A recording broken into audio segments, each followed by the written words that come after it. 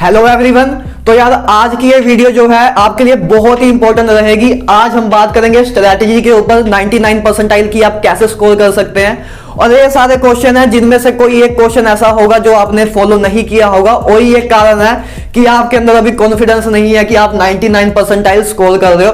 तो आज इनके बारे में डिस्कस करेंगे यार। इनका परफेक्ट एक सोल्यूशन दूंगा मैं आपको कि एक एवरेज स्टूडेंट के माइंड सेटअप से दूंगा और आपको आपके टाइम के अकॉर्डिंग दूंगा। रियलिस्टिक रहेगा सब कुछ ऐसा नहीं रहेगा कि आइडली बोला जा रहा है कि जो 2 साल में करने को बोला जा रहा था वही 2 महीने में बोलने को जा रहा है। कि मतलब जो 2 साल में कहा था करने को कि 2 साल उसको टाइम लगता है वही हमें 2 महीने में भी करने को कहा जाता है। वैसा कुछ नहीं रहेगा गाइज। अपनी स्ट्रेटजी बिल्कुल यूनिक रहेगी, बिल्कुल परफेक्ट रहेगी। तो देखो पहले बात करते हैं यार गाइस, जेई होता क्या है। सबसे पहले आपको ए क्लियर होना बहुत जरूरी है। ज्यादा अगर बच्चों को ये चीज क्लियर नहीं होती, ज्यादा अगर टीचर उनको ये चीज बात क्लियर ही नहीं करते। गाइस जेई क्या होता है? जेई बताओ कंसेप्चुअल एग्जाम है। नोट गाइस, जेई एक कंसेप्चुअल एग्जाम नहीं है। इस बात का माइंड सेटअप में रखना। अगर कंसेप्चुअल एग्जाम होता तो बोर्ड में भी हजारों ऐसे स्टूडेंट होते हैं जिनका कंसेप्ट बहुत ही ज्यादा स्ट्रॉन्ग होता है। आपने भी अपने दोस्तों में देखा होगा, अपने फ्रेंड सर्कल में देखा होगा कि किसी ना किसी का कंसेप्चुअल लेवल बहुत ही अच्छा होता है, तब भी उसका जेई में सिलेक्शन नहीं होता। तो गाइस जेई क्या होता है? जेई एक कॉम्पिटिटिव एग्जाम है जिसमें आपको एप्लीकेशन आनी चाहिए। तो मतलब आपके सिंपल फंडा ये रहना चाहिए इस टाइम पे 2:1 करना है हमने। कि मतलब एक पेज अगर थ्योरी कर रहे हैं तो 2 पेज उसके क्वेश्चन कर रहे हैं। ये सबसे बड़ा लैग होता है ज्यादातर स्टूडेंट में कि इस चीज को नहीं फॉलो करते। थ्योरी पूरी डिटेल में करते, कंसेप्ट अपने बनाते रहते हैं लेकिन क्वेश्चन नहीं करते। लेकिन आएंगे तो आपको क्वेश्चन ही, और आपको क्वेश्चन भी कंसेप्चुअल लेवल पे कम, एप्लीकेशन लेवल पे ज्यादा आते हैं। 80 to 90% क्वेश्चन जो है एप्लीकेशन पे आते हैं। तो गाइज आपको 2:1 रखना बहुत जरूरी है। आपको जेई की अंडरस्टैंडिंग होनी चाहिए कि एक कॉम्पिटिटिव एग्जाम है, एक कंसेप्चुअल एग्जाम नहीं है। इसमें एप्लीकेशन का यूज होता है। तो आपकी क्वेश्चन 2:1 में रहना चाहिए कि ये अपने नंबर ऑफ क्वेश्चन, अगर हम एक पेज थ्योरी कर रहे हैं तो 2 पेज हमको क्वेश्चन करने हैं, ठीक है ना। ये अपने क्वेश्चन और थ्योरी की रेशो है। तो गाइज ये आपको क्लियर होना चाहिए, ठीक है ना। अब बात करें फैब्री अटेम्प्ट की, तो गाइस फैब्री अटेम्प्ट जो है अपने 4 अटेम्प्ट होंगे इस बार। तो अपना जो फैब्री अटेम्प्ट है वो सबसे ज्यादा इंपॉर्टेंट और सबसे आसान अटेम्प्ट होगा।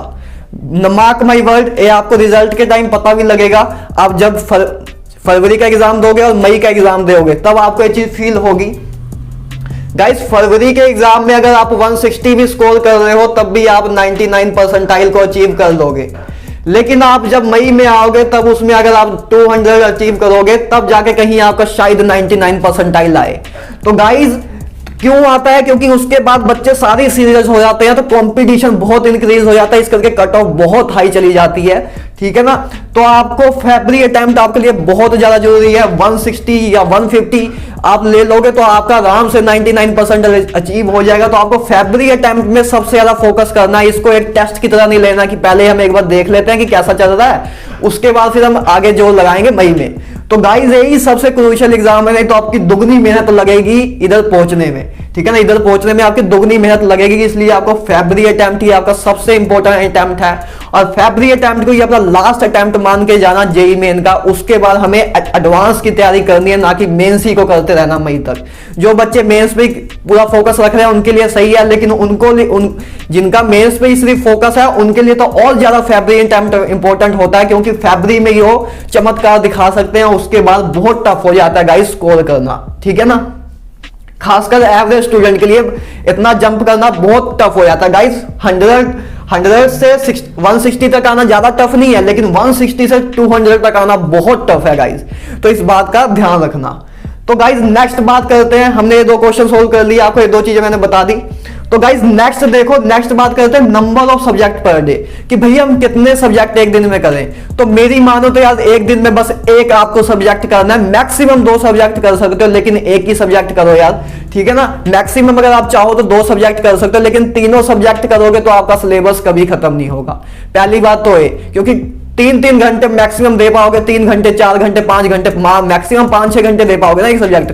तो 5-6 घंटे में कितना कर लोगे यार? आपके पास टाइम कितना रह गया? आपको तो एक दिन में एक चैप्टर खत्म करने की अब आदत पानी पड़ेगी। तो देखो आपको एक सब्जेक्ट पर डे करना है। बहुत ही प्रिसाइजली सब कुछ बता रहा हूं, ठीक है ना। एक सब्जेक्ट आपको पर डे करना है, और उसको कैसे करना है गाइस उसको देखो। आपको 8 घंटे, मान लो आपको 16 घंटे गाइस स्टडी करनी पड़ेगी।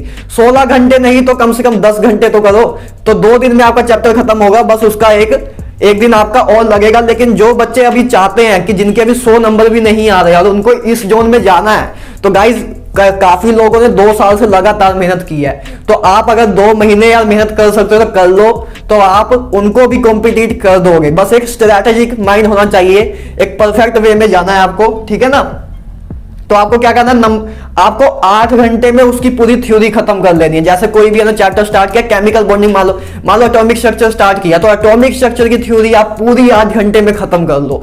अगर आप खुद नहीं खत्म कर पा रहे हो कि भैया मेरे से 8 घंटे में कहां थ्योरी खत्म हो पा रही है, तो यार बिल्कुल फोकसली मेरा जो कोर्स मैंने चलाया है, जो वीडियो मैं डाल रहा हूं उसको फोकस करो। मैं आपका कम से कम टाइम में आपकी थ्योरी खत्म कर दूंगा, अभी पूरी डिटेल्ड वे में, ठीक है ना।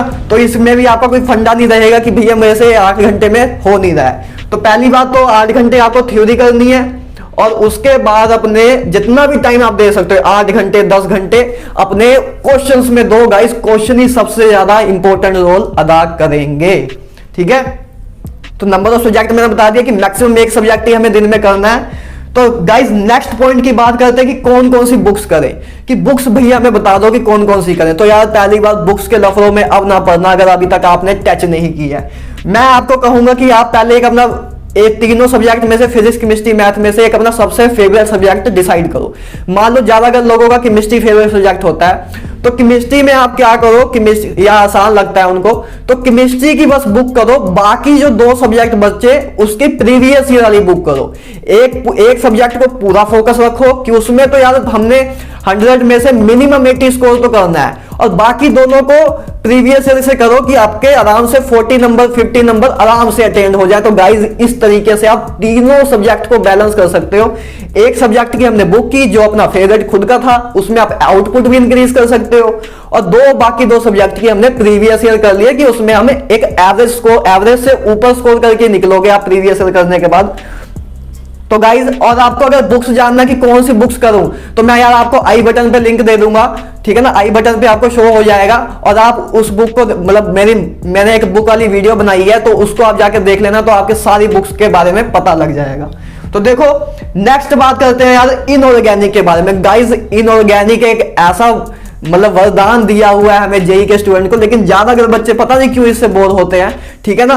इस इनऑर्गेनिक के क्वेश्चन 8, मतलब अगर 8 क्वेश्चन आए ऑन एन एवरेज, ठीक है ना, 8 क्वेश्चन आए तो उन 8 क्वेश्चन को आप मैक्सिमम 3 मिनट में खत्म कर दोगे। मैक्सिमम बता रहा हूं 3 मिनट में खत्म कर दोगे। गाइज 8 × 4 कितने नंबर होते हैं आपको खुद पता है, 32 नंबर होते हैं गाइज। 32 नंबर से रैंक इधर से इधर चली जाती है।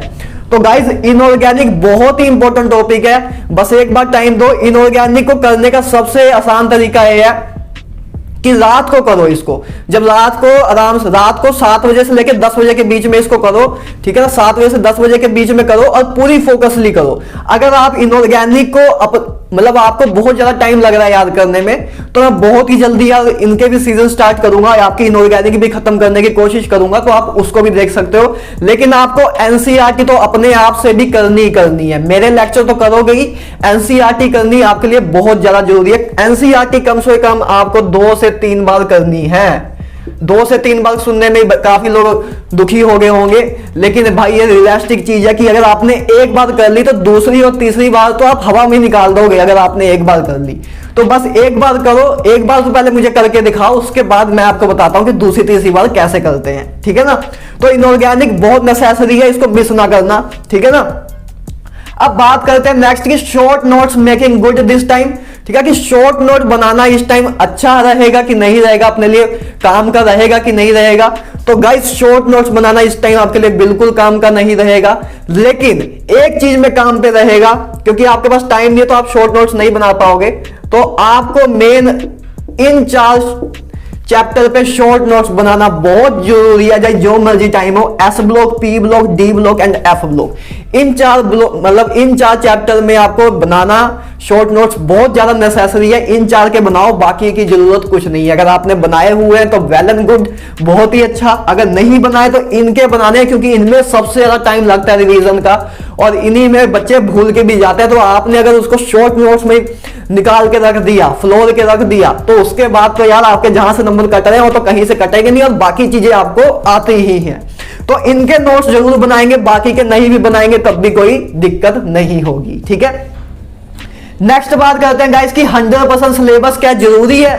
नॉट एट ऑल, ठीक है ना। 100% सिलेबस माइंड में ना रखो।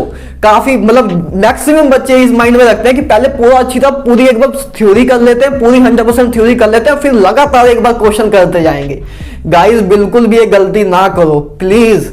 आपने 100 जितना आपने अभी तक किया है, अगर आपने 60% भी सिलेबस किया हुआ है, अगर आपने 60% भी सिलेबस किया हुआ है, तो उससे ही आप अपनी फेवरेट एनआईटी में जा सकते हो। कि बस आपने इस 60% के जो क्वेश्चन सारे कर लेने हैं, प्रीवियस ईयर क्वेश्चन, एक बार क्वेश्चन प्रैक्टिस कर ली, तो आप 60% पेपर भी अगर सही तरह अटेम्प्ट कर पाए तो आपका काम खत्म हो जाएगा। इसलिए जो आपके 40% चैप्टर रह गए हैं उनको टाइम देने से अच्छा अपने 60% क्वेश्चन में 60% जो आपने सिलेबस किया है उसको टाइम दो। तो पहली बात आपको कॉन्फिडेंस भी इंक्रीज होगा कि हाँ मैं जो कर रहा हूं हाँ मजा भी आ रहा है, और दूसरी बात आपको एक पॉलिश भी मिलेगा और आपके परफेक्ट स्कोर मिलेगा, आपको कोई भी दिक्कत नहीं आएगी, ठीक है ना।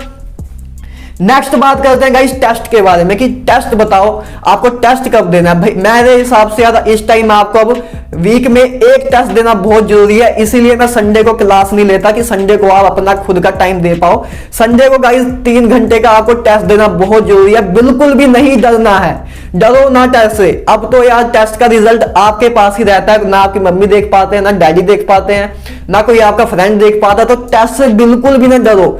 आज टेस्ट दोगे तभी कल एग्जाम अच्छा कर पाओगे। आज अगर आपके 0 नंबर भी आएंगे, -1 भी आएगा, -2 भी आएगा, तब भी आप मेरे लिए बिल्कुल स्मार्ट बंदे रहोगे, बिल्कुल हार्ड वर्किंग बंदे रहोगे, ठीक है। बिल्कुल भी गिल्ट ना फील करना, कभी मेरे भी -2 नंबर आए हुए हैं गाइज। तो आपके साथ भी हो सकता है, तो मेरे साथ हुआ है तो आपके साथ भी हो सकता है, तो उसके बारे में बिल्कुल भी चिंता नहीं करनी है। हमें टेस्ट देना ही देना है और डरना नहीं है टेस्ट से, ठीक है ना। बिल्कुल याद रखना इस चीज को, टेस्ट हमें देना ही है, इट इज नेसेसरी है, तो बहुत ज्यादा नेसेसरी है। टेस्ट नहीं दिया तो खत्म काम। आपकी स्पीड इधर से पता लगेगी, थोड़े आपको पता लगेगा कि आपने जो कंसेप्ट सीखे हैं अप्लाई कर पा रहे हो, कि मतलब जितने भी आपने चैप्टर कर रहे हैं उसको एक ही टाइम में सब चैप्टर को अपने दिमाग से खोल पा रहे हो कि नहीं, ये सब आपको पता लगेगा टेस्ट के जरिए, ठीक है गाइस। तो नेक्स्ट देखो, नेक्स्ट बात करते हैं कि फॉर वीक सब्जेक्ट, केवल हमारे जो वीक सब्जेक्ट है, जैसे मान लो कोई नॉर्मली होता ही है जेईई के स्टूडेंट में कि एक ना एक सब्जेक्ट तो वीक होता ही है। तो आप वीक सब्जेक्ट के लिए गाइस क्या करो, सबसे पहली आपकी परफेक्ट स्ट्रेटजी ये होनी चाहिए कि आपको WE रूल अप्लाई करना है। WE रूल मतलब वो चैप्टर करने हैं जो वेटेज भी जिनकी ज्यादा हो और इजी भी हो। जैसे गाइस थर्मोडायनेमिक्स हो गया, ऑप्टिक्स हो गया, मॉडर्न फिजिक्स हो गया, ये इजी चैप्टर है। मे भी आपको सुनने में भी टफ लग रहा हो कि भाई कहां टफ, इजी चैप्टर है, लेकिन एक बार करके देखना, या तो जब मैं उसकी वीडियो डालूंगा तब देखना कितना इजी चैप्टर है। आप बहुत ही मतलब कहोगे यार क्या डाल दिया है, क्यों आया है जेईई में, ठीक है ना। बहुत इजी चैप्टर है। तो आपको वीक सब्जेक्ट में वेटेज प्लस इजी वाले चैप्टर पहले करने हैं, उसके बाद बाकी करेंगे। मैंने आपको बताया कि एक सब्जेक्ट को तो आपको पूरा करना है। जैसे केमिस्ट्री अगर किसी का बेस्ट है तो केमिस्ट्री तो आपको पूरी करनी है, 30 के 30 चैप्टर करके जाने हैं। लेकिन जो आपका वीक सब्जेक्ट है उसमें सबसे पहले आप वेटेज प्लस इजी वाले चैप्टर स्टार्ट करो, मतलब उसकी वेटेज भी और इजी भी हो। सिर्फ एक से काम नहीं चलेगा कि इजी हो लेकिन आता ही नहीं है तो उसका क्या फायदा, वेटेज भी हो और इजी भी हो, ठीक है ना। तो उसमें थर्मोडायनेमिक्स, ऑप्टिक्स हो गया, ये सब चीजें आती हैं, ठीक है ना। मैथ में कोऑर्डिनेट ज्योमेट्री करो, कॉम्प्लेक्स मतलब कॉम्प्लेक्स नंबर कह रहा हूं, कोऑर्डिनेट ज्योमेट्री करो, 3D वेक्टर करो, मैथमेटिकल रीजनिंग करो, डिफरेंशियल इक्वेशन करो, ठीक है ना। इन झपलों में ना पढ़ो, अभी कॉम्प्लेक्स नंबर करते हैं, पीएनसी करते हैं, बाइनोमियल करते हैं, उनको बाद में कर लेना पहले। लेकिन जो अपना हाई वेटेज लेते हैं और इजी भी है उनको ध्यान दो। आप उन भ्रम में ना पड़ो कि मैं टफ चीजें करके जाऊंगा, आपको टफ चीजें नहीं, आपको नंबर लेके निकलना है। बाद में ए मैटर नहीं करेगा कि आपने पीएनसी का क्वेश्चन किया कि नहीं किया, बाद में ए मैटर करेगा कि आपके मैथ में 80 नंबर आए कि नहीं आए, और वो 80 नंबर बिना पीएनसी बाइनोमियल के भी आ जाएंगे गाइस। तो अपने अकॉर्डिंग स्ट्रेटजी बनाना कि आपका वीक सब्जेक्ट कौन सा है और उसमें आप वेटेज देख सकते हो किसकी क्या है, उसके अकॉर्डिंग उस पर काम करो। गाइज लास्ट में बात करते हैं मोस्ट इंपोर्टेंट चीज के बारे में, रिवीजन के। बच्चे काफी चीज में से काफी स्टेप मेरे से सीख गए हैं और उसको अप्लाई भी कर लेंगे, लेकिन लास्ट में एक गलती कर देंगे और सोचेंगे हमें सब कुछ याद है। भाई रिवीजन करना बहुत जरूरी है, रिवीजन इज अ वेरी जरूरी, ठीक है ना। तो रिवीजन का मतलब देखो गाइज क्या होता है, रिवीजन की एक बार देखना, उसका मतलब ये नहीं कि फिर से पूरा याद करने लग जाना। बस आपको ऐसे ही पहले ही तैयार करना है कि बस बाद में आपको सिर्फ देखना पड़े, ज्यादा टाइम ना लगे। गाइस रिवीजन के लिए कम से कम आपको 15 दिन बचा के रखने हैं। अब तो मान लो 10 दिन आपको कम से कम बचा के ही रखने हैं रिवीजन के लिए। उसको पहले से ही अलग कर लो, बाकी उसके अकॉर्डिंग इन सबको डिजाइन करो और अपना काम करना स्टार्ट करो, ठीक है गाइज। आई होप यार आपको सारे पॉइंट समझ आ गए होंगे और मजा आया होगा, एक आपको पूरा एक्सपोजर मिला होगा कि कैसे क्या करना है। बिल्कुल डिटेल्ड वीडियो थी ये कि आपको सब कुछ पता लगे, कुछ भी टाइम आपका वेस्ट ना हो, ठीक है ना। तो फाइनली यार उसके बाद एनआईटी के दरवाजे आपके लिए खुल जाएंगे और आपकी स्माइल ऐसी होगी, एक क्वेश्चन मार्क हट जाएगा और आपकी स्माइल ऐसी होगी जब आपने ये स्टेप फॉलो कर लिए। तो गाइज मिलते हैं यार नेक्स्ट वीडियो में। आई होप यार आप इन चीजों को फॉलो करोगे। तो तब तक goodbye, have a nice day.